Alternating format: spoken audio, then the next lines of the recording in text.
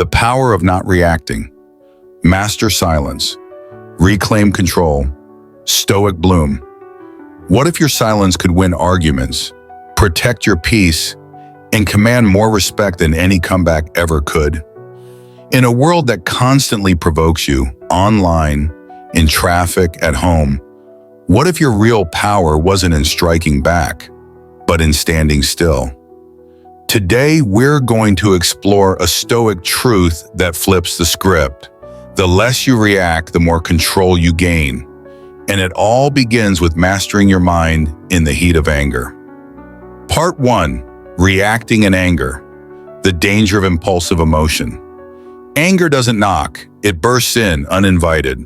One sharp insult, one unfair judgment, one moment of disrespect, and suddenly you're no longer in the driver's seat. Your emotions are. We've all been there. Someone says something outrageous, and before we even think, we're snapping back, words flying, tone rising, regret incoming. It feels good in the moment, like scratching an itch. But what follows? Damage to your peace, to your relationships, to your self-respect. The Stoics saw anger for what it truly is, a temporary madness. Epictetus warned, it's not what happens to you, but how you react to it that matters. And reacting in anger, that's choosing to hand over your power to someone else's behavior. True strength isn't found in volume. It's found in restraint. When you pause instead of pounce, you allow reason to rise. That 1 second of silence between provocation and reaction, that's where your freedom lives. That's where you shift from being emotionally hijacked to becoming emotionally sovereign. Next time someone tries to light your fuse, ask yourself, is this worth my energy? Or is this just noise trying to rent space in my mind? Then breathe, then wait, then respond, if it still feels necessary. Reacting in anger might feel powerful, but responding with calm, that's immortal. If this moment of Stoic clarity helped you take your emotional sword out of its sheath just this once, consider helping others do the same. Subscribe for more content that helps you become less reactive and more remarkable. Share it with a friend who always says, I just can't help it, and leave a comment with your favorite silent victory. Yes, those count too. Stoic bloom, hold your fire, keep your power. Part 2, the art of silence and confrontation. It starts with tension, a disagreement, a challenge, a voice raised, then comes the internal pressure. Say something, defend yourself. Don't let them get away with it. That's confrontation. And for most people, silence in that moment feels like surrender. But the Stoics knew better. Silence isn't weakness, it's wisdom holding its breath. Confrontation is often a test, not of argument, but of self-control. When emotions run high and egos flare, the easiest thing to do is speak. The hardest and most powerful is to pause. Marcus Aurelius wrote, "You always own the option of having no opinion." And in confrontation, this translates to a fierce kind of self-discipline, the choice to not add fuel to the fire. Because sometimes the best way to win a war is to never show up to the battle. Why does this matter? Because when you speak in the heat of conflict, you're rarely speaking from clarity. You're defending, reacting, grasping for control. But silence creates space. Space for the storm to pass, for the other person to reveal their true intent, and for you to choose how to respond instead of being dragged into a spiral.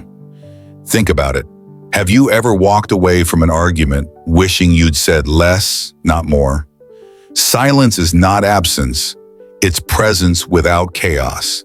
It's saying, I'm here, I hear you, but I'm not giving you the keys to my emotional state. It's commanding the moment without controlling it. And more often than not, it shifts the entire dynamic because the loudest one in the room isn't always the most powerful. Sometimes it's the quiet one who refuses to flinch. So next time you're pulled into a confrontation, remember, You don't have to meet chaos with case, you can meet it with composure.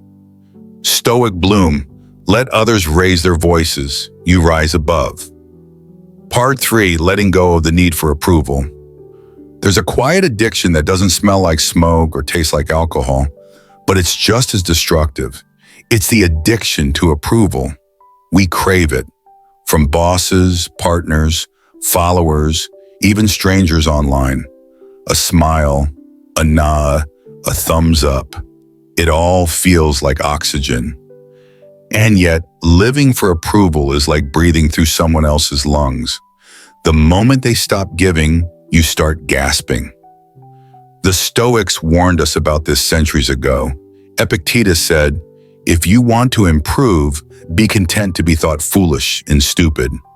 In other words, the path to self-mastery is not paved with applause.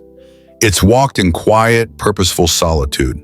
Every time you shape-shift your words to sound more likable or water down your truth to avoid judgment, you trade authenticity for acceptance.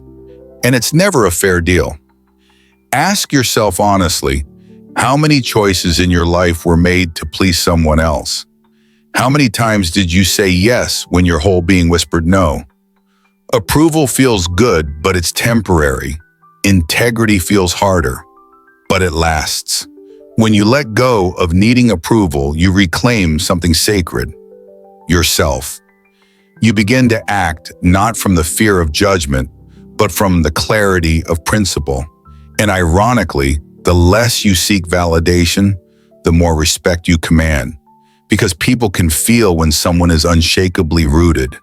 So the next time you feel the itch to explain yourself, to win someone over, or to prove your worth, pause. Take a breath, remind yourself, I am not an opinion. I am a presence, and that is enough. And hey, if your inner people pleaser just tried to stop you from liking this video because, what if it's too stoic? Tell it politely to sit down. Subscribe, drop a comment, or share this with a friend who still checks their likes like it's a life meter. You don't need permission to grow, just intention.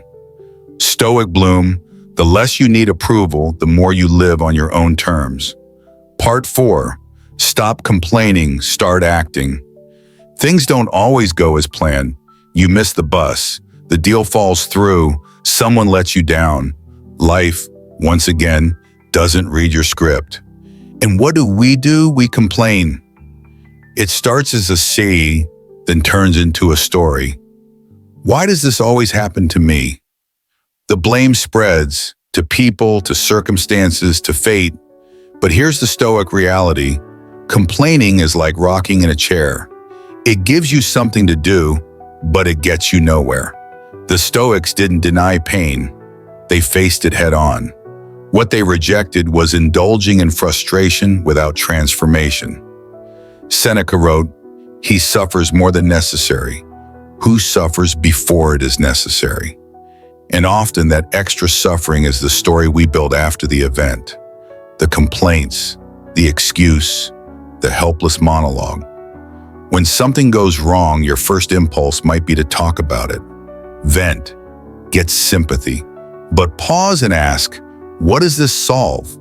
Complaining feels productive, it releases tension, but it also reinforces a mindset of passivity. Every time you say, I can't believe this happened, you delay the real question. What can I do now? Life doesn't owe us comfort, but it does respond to action. The moment you stop narrating your setbacks and start navigating them, you shift from victim to agent. You stop being a character in your own story and start becoming its author again. This isn't about being cold or emotionless. It's about conserving energy for what actually changes things. Complaining is noise. Action is signal.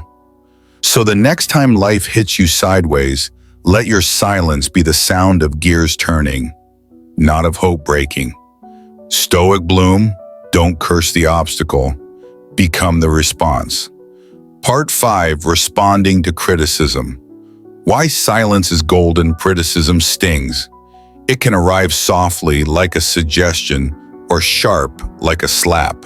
And whether it comes from a boss, a partner, or a stranger on the internet, it taps something ancient inside us, the instinct to defend, explain, or retaliate. But here's a Stoic twist. Not every arrow needs to be caught midair. Some are best left flying past. The moment you react defensively to criticism, you risk making someone else's opinion the center of your self-worth. Marcus Aurelius warned, if you are distressed by anything external, the pain is not due to the thing itself, but to your estimate of it. In criticism, it only cuts deep if you sharpen the blade. So what happens when you respond with silence instead? You create space to assess. Is there truth in this? Is this useful? Or is this just noise wearing a disguise of importance? Silence gives you time to separate feedback from ego. It gives you the grace to evolve instead of explode. Ironically, silence in the face of criticism often speaks louder than rebuttal. It says, I am not here to win arguments. I am here to grow. It also says, I'm not easily provoked. My peace doesn't shatter on demand. This doesn't mean you should never speak up, but make your words a choice, not a reaction. Respond when it's strategic, not when it's emotional. That's what wisdom looks like in motion. And look, if someone criticizes you for watching too much Stoicism content, tell them you're training for inner peace like it's the Olympics. Hit subscribe, share this with a friend who gets roasted for being too calm, or drop a comment if you've ever won an argument by simply saying nothing. Silence isn't just golden, it's algorithm proof. Stoic bloom, accept the truth, ignore the noise, and answer only to reason. Part 6, provocation. Keep your power. They roll their eyes, they mock, they bait, and if that doesn't work, they escalate just to see if they can get a rise out of you. Welcome to provocation, the subtle art of trying to make you lose your cool. But here's what most people never learn. Reacting is surrender. The second you lash back, you've handed over the reins of your emotional state. You've made their behavior the boss of your peace.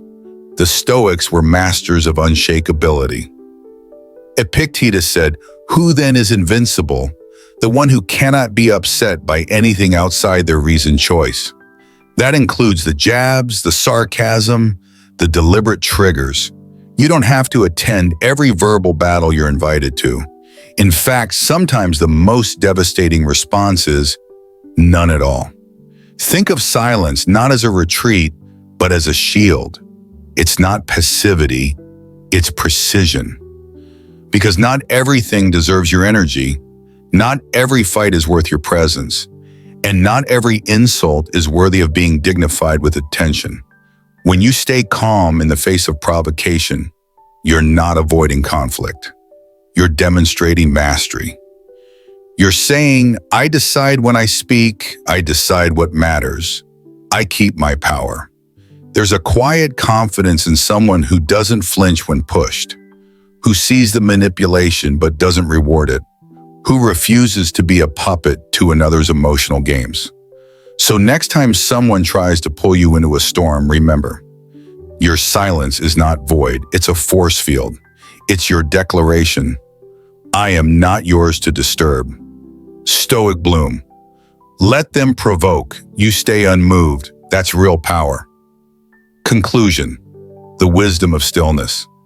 In a world that demands constant reaction, where opinions fly, emotions flare, and noise never sleeps, choosing not to react is an act of quiet revolution.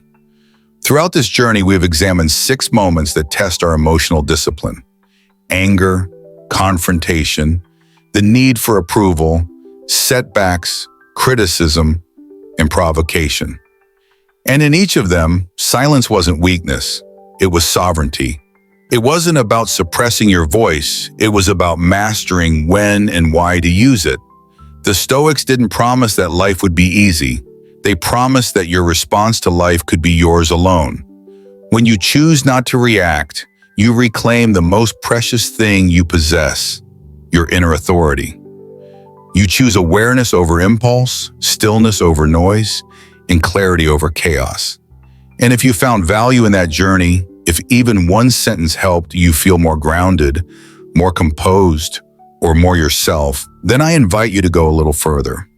Subscribe to this channel, not because it makes us look good, but because it strengthens a community that values wisdom over reaction.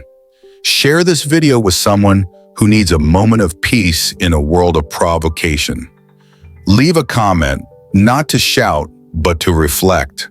Like the video if silence ever saved you from saying something you'd regret. Let us build together not a loud crowd, but a quiet force. Stoic Bloom. Speak less, stand stronger.